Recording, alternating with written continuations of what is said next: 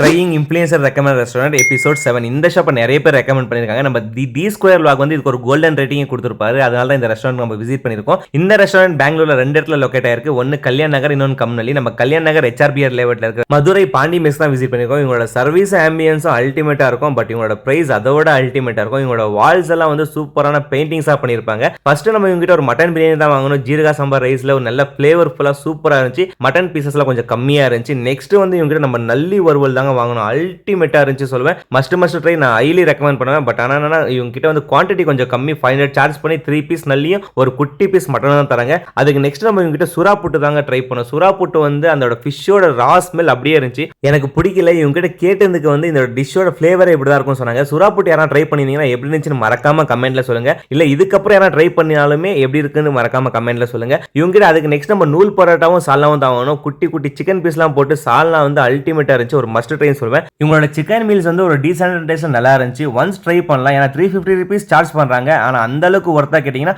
அதோட கம்மி காஸ்ட்டுக்கு நிறைய இடத்துல சூப்பரான மீல்ஸும் கிடைக்குது.